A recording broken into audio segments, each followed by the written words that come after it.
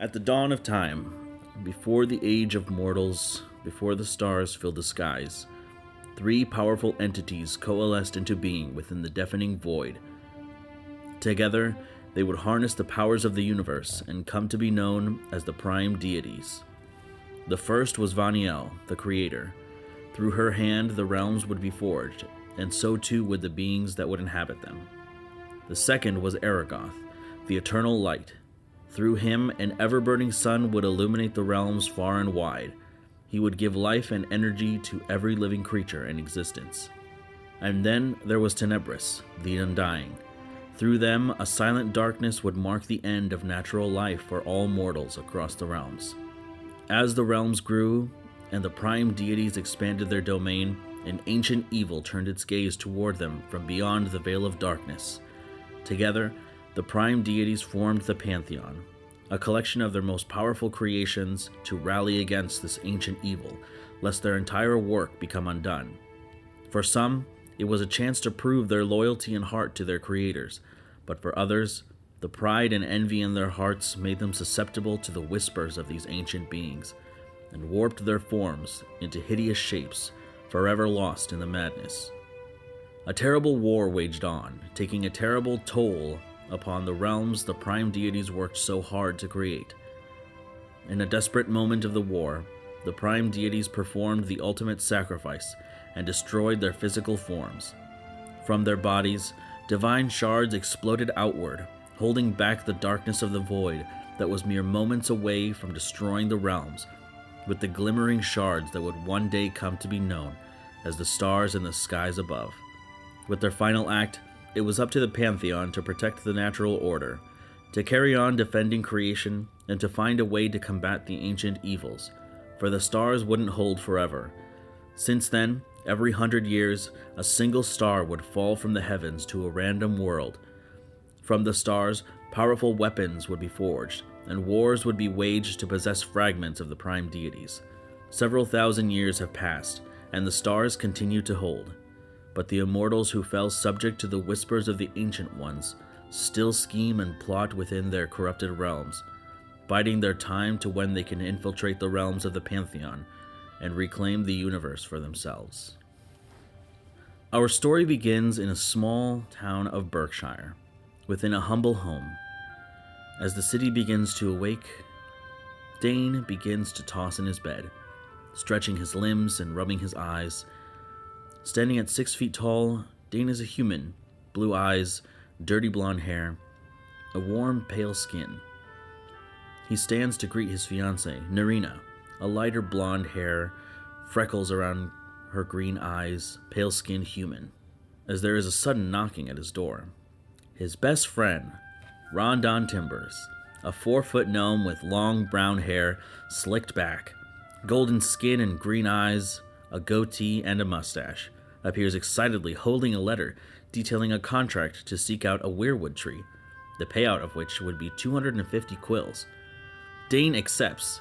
As he readies himself to leave, he notices Narina guarding something behind her back, a look of dread splayed on her face. Dane curiously asks her what she's holding, what she's hiding. With enough conviction, she assures him it is nothing, as she sends him on his way. They wander through town until they exit the south gate. Suddenly, they spot a sickly green dog. Dane and Rondon cautiously halt as the dog approaches. The dog begins to sprint in their direction as they ready their attacks, unknowingly flanked by 2 more. An arrow is set loose from a nearby tree, sinking into the neck of one of the dogs as it lets out a gurgling screech. A mysterious red-haired woman leaps from the trees as she joins the group. A battle ensues as the dogs are killed one by one. It is now that Dane and Rondon get a good look at who this mysterious woman is. Long red hair, standing at 5'5", a shifter with fair skin, freckles, and dark green eyes greets them as she introduces herself as Pip. They only have a moment to catch their breath as a tall, ghostly, bony form reveals itself from behind a tree, a grotesque, hellish skeleton with wings. That's far enough. Meanwhile, Kwansang, a human standing at 5'10", fair skin, blue eyes, brown hair with shaved sides, and a hair bun atop his head, He carries a quarterstaff, and beside him his trusty steed, Pickles the mule. As he is walking through town, he overhears the townfolk shouting to the guards about a disturbance in the forest. There appear to be demons lurking in the southern border of Berkshire. "I'm always late to these parties," Kwansang says as he starts down the road, letter in hand. We cut away to darkness. Silent. Comforting. A voice in the darkness bellows. "Awaken." A soul is pulled from the void, shapeless, without memory. The voice promises him answers, identity. All he must do is reach out and grasp them. He does as commanded, reaching out and taking hold, tightening his grip, feeling a warm liquid beginning to run between his fingers and down his arm. He opens his eyes and sees a limp human form in his grasp, his hand around the throat. He releases. He is standing in an open crate in a small room. His own form, it seems, is within a suit of armor the human intended to wear. There is a letter addressed to Lord Radric. He makes his way out of the crate and exits the room, revealing a large buried mansion as he digs his way out and wanders into the forest. Returning to Dane, the demon addresses the group and can recognize the scent of something called the Wild Heart. It taunts the party. The demon will kill the Wild Heart. It is too powerful to be stopped. The party is no match for it. As it says those last words, it flies into the sky, leaving the party in disbelief as they run after it. We cut to a halfling, 3'1", fair skin, blue eyes, blonde hair, Eric Mugweed, making his way through town. He looks up to townsfolk speaking of a demonic presence in the south. Looking to make a name for himself, he accepts a bounty as he hurriedly travels down the Evergreen Road. He notices he's been walking alongside someone for some time, a human with a pack mule. They begin to talk and they find they hold the same interests as they travel deeper into the forest. As our travelers continue to walk into the forest, they arrive into a clearing. It appears there is a house to be constructed. Walls missing, wood out on the grass, a project in the making. As they enter the clearing, they notice a strange-looking man with dark plate armor, red glowing eyes shining from his helm, standing at 6'6". He introduces himself as Lord Radric. Eric and Kwansang wonder if this is the demon the town speaks of. The sound of flitting wings fills the air as a sinister form takes the sky. The grotesque form of the devil settles on the ground next to the house, as Dane, Rondon, and Pip appear into the clearing from the woods. "This should be fun," the demon says as the battle begins. Everyone readies their attacks as they charge at him, but the demon is too strong. It seems as though the group of travelers will lose, until from a nearby tree, a squirrel leaps onto the ground, surrounded by a magical presence, transforming into a grizzly bear. The fighting continues as the demon says, "I found you." The bear swipes 2 powerful strikes, greatly injuring the demon. The demon retaliates with his tail, sinking deep into its sternum, breaking bones and injecting a powerful poison. The form of the bear falls away, revealing Narina. Filled with rage, Kwansang cuts a swath of air with his quarterstaff, knocking the demon on his back, and with a final strike, the demon is no more. Dane rushes over to Narina's dying body as he cradles her in his arms, a bright blue light leaving her chest and shooting into the sky. As Dane holds Narina, a blue crystal exits from her chest and travels into Dane's heart. Narina's body then petrifies into wood.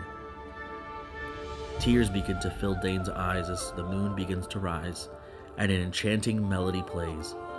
Red torches begin to appear in the woods, and a circus tent suddenly fades into existence. A tall, dark figure, cloaked in shadow, steps out from the tent. His horns curl upwards, his eyes glowing red with large, broad shoulders. Introducing himself as Veritas Bloodstriker, Pip knew him as the Troop Master. He invites everyone inside, but it is much larger. The circus, with many rows of seats, various acrobatic equipment for trapeze artists, and ever-burning red torches that seem to decorate the air. He invites everyone to sit around a table. He reveals that what Dane holds now is an artifact called the Wild Heart. It is a piece of the prime deities that is special. The Wild Heart gives control to aspects of nature. He lets them know that Dane is not the first to wield it, and neither was Narina. Whether he wants it to or not, life as he knows it is now over. Dane will now be hunted for this artifact, and he must know how to defend himself. As for Dane's fiancée, she is not dead.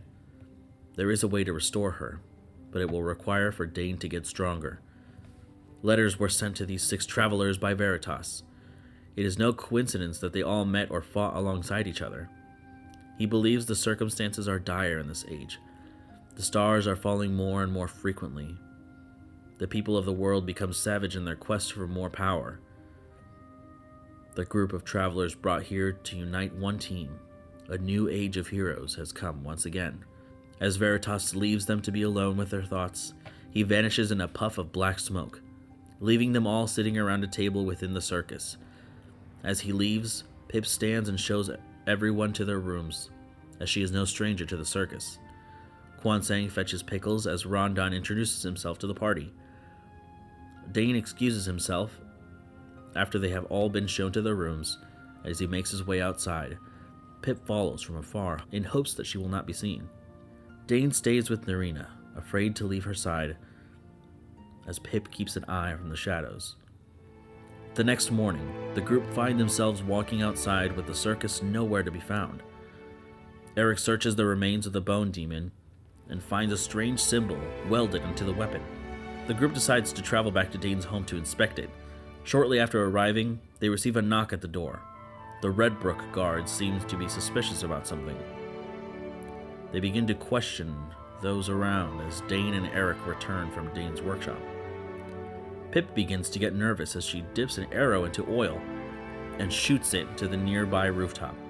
As flame engulfs the arrow, she screams, "Fire!" from the outside, as screams of panic begin to fill the air. The guards turn as they rush off to investigate. Kwansang's courageous heart springs forth as he pushes past both of them, leaving the party stunned in the doorway. Dane follows suit. Kwansang bravely enters the home and rescues its resident, an older woman named Doris, who appears to be unconscious.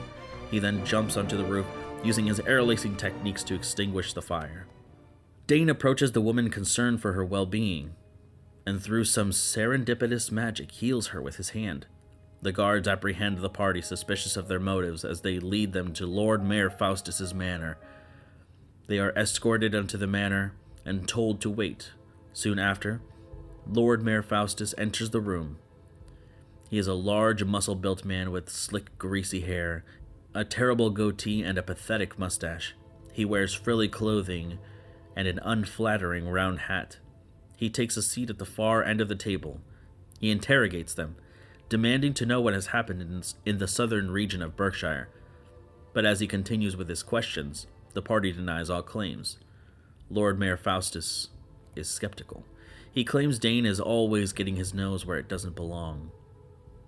What is going on is not the most important thing to him, but if he finds out Dane is involved, he will find ways to make him disappear. They are then escorted out of the manor when a strange vision comes to Dane.